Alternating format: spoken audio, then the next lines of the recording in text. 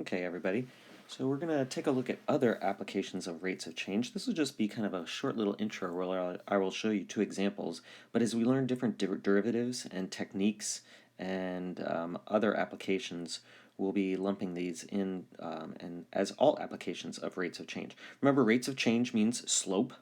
And so if I find the slope of a function, just depending upon what the function is measuring, it could be in meters per second, it could be feet per minute, it could be dishwashers per hour if you're manufacturing something. It could be people per minute getting onto a carnival ride. It could be balloons per minute that were released from a birthday party or something like that. Anything that's a rate or a slope is a rate of change. And so let's look at some applications here.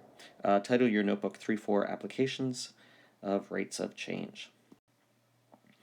Okay, so for one example, we'll just take a sneak peek at this type of a problem, but we'll extend it as we go down the road. So if I have a circle equation, area equals pi r squared, and if I want to talk about the rate at which maybe the tree grows in terms of its cross section, the area would be a shape of a circle. So we could talk about how fast the area is growing. Well, how fast the area is growing is a rate of change.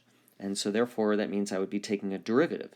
So in this case, I would be taking, with my notation, it would be, I could call it a prime, but that's not very descriptive because it doesn't tell me the derivative, what the variable of differentiation is.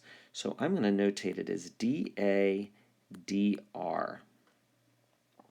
dA dr. And so therefore, what's the derivative of pi r squared? Well, pi is a constant, so we're not going to touch that. The derivative of r squared is 2r, so it's 2 pi r. That's my instantaneous rate of change of the area with respect to the radius. So we could say, okay, well, whatever the radius is, it will tell me how fast the area of the cross-section is growing. So it's not in terms of time. Down the road, we might look at it in terms of time. The other way that we might look at this expression is not in terms of a derivative, but again, a sneak peek giving to you in terms of a differential, dA. So I'm going to then do this in terms of time. Actually, let me show this a different way first.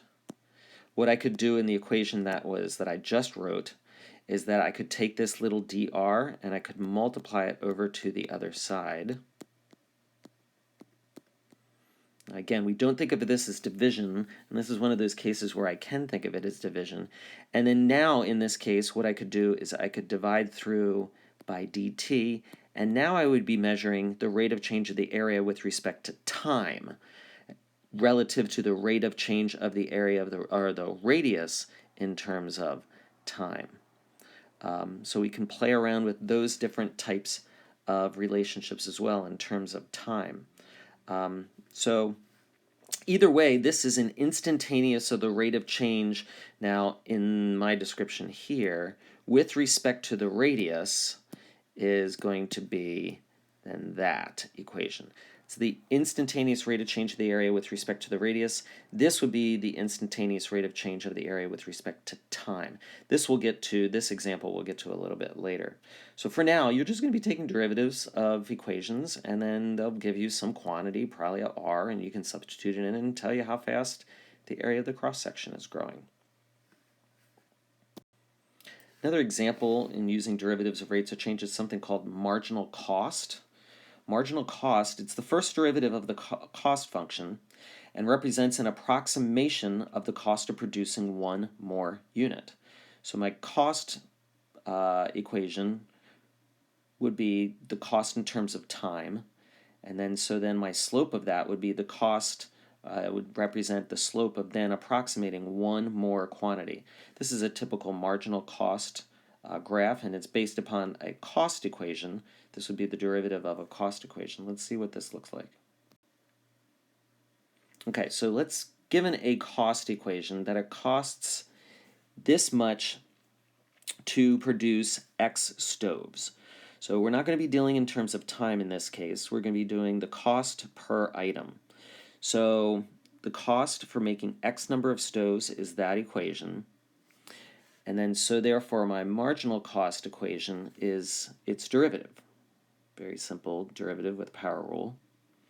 So if I'm currently producing 10 stoves, the cost of producing the 11th stove is going to be the marginal cost, and it's simply putting it into the derivative.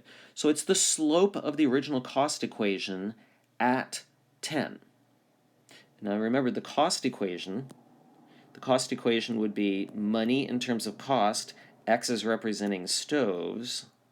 So that graph, my original cost graph, if I look at its slope, this would be dollars per stove, which is what I'm interested in. I want to know how much it's going to cost to produce one more stove.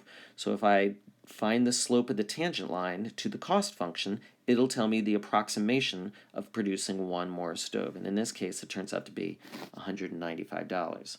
Now, the actual cost of producing that 11th stove, well, I can calculate how much does it cost to make all 11 stoves, how much does it cost to make 10 stoves, and then find the difference between them, because then that would represent the cost of the 11th stove. And in this case, it comes out to be $220. So little simple example, probably not going to see something like this on the AP Calc exam specifically. Again, we'll be dealing more with rates of change of like people doing things. There was one year that it was an example of throwing grass clippings onto a pile and the rate at which that pile was growing. We need to learn a few more things in terms of looking at free response examples on the so we're going to wait until a little bit to see some free responses, but for now in the next day or two we're going to practice some of these problems. And again, rates of change, just think of slopes, and if we're thinking slopes we need to find derivatives. Okay, so at this point make sure you check the daily page to see what I'd like you to do.